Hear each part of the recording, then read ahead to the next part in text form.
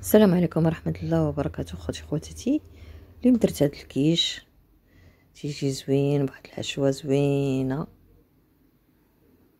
هنا عندي 4 الزليف ديال الطحين، هما عندي هنا كاس مع مرش شويه ناقصو، شويه الملحه،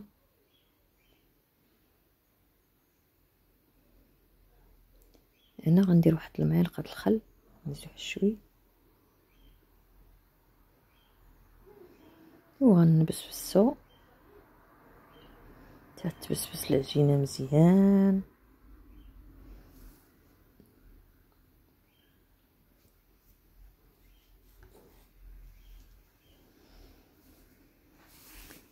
تجي هاد لاباط فيتي زوينه تجي مقرمشه.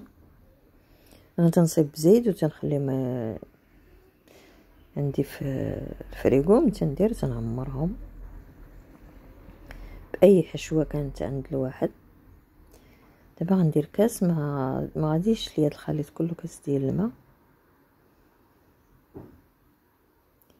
انا تنهز بشويه بشويه تنخويها بشويه. انا جمعتها ونخليها قاصحه، غير تنجمعها بالصبعان ديا وغنخليها شويه تطلق، وعاد غندلكها ندير فيها الزبده ديال التوريق.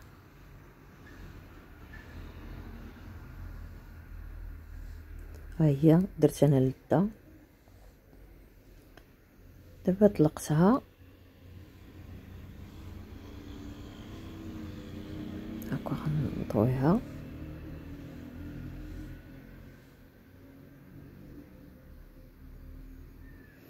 دابا درتها 4 ورقتها على 4 المرات، وانا دابا تتجي مرقه على الشكل هكا وزوينه تتجي. الاخر غنديرو انا في الفريغو، والاخر غنخليه يبرد شويه ونخدم بيه الكيش.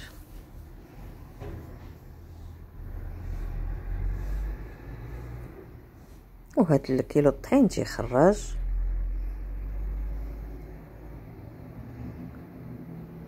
هما بعد ما عمرتهم في المول ثقبتهم تنديرهم يطيبوا. الا شفتهم متنفخوا ولا شي حاجه تنبرك عليهم واحد شويه وصافي. درتهم في الطاوه يطيبوا. ما عمرتهم مع الحشو صورته، ولكن درت شويه دجاج مشحر مع بصيله ودرت البيشاميل عمرت بها ودرت الفرماج فوق منهم. هما دابا هادو طابو. انا تنخليهم شويه بيضين بزياده باش مني تنديرهم يلا تيجيو مع الطياب ديال الحشوه تيجيو زوينين. عمرهم الواحد باش ما كان انا تندير واحد الكميه وتنديرها في الفريغو. الا كان الحل بارد الواحد يحطها غير برا، يحطوها برا في شي بواطه وصافي تيجيو زوينين. انا خليتهم شويه بيضين تيجيو شادين راسهم ويجيو مقرمشين زوينين.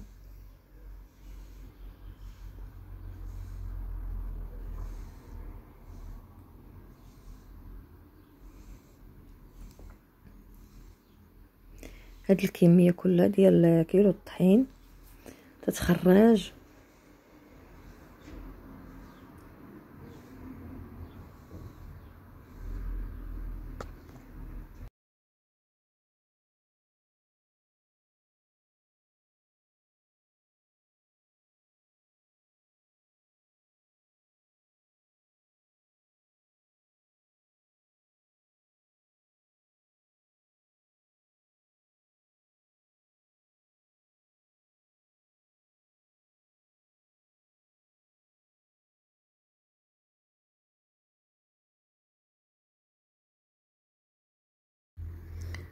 هما دابا طابو تيجيو على شكل هكا معمرين بفرماج وشويه دجاج مشحر مع بصله شويه البيشاميل وزينتهم بالفرماج تيجيو زوينين على الطريقه هكا. الصحة والراحة.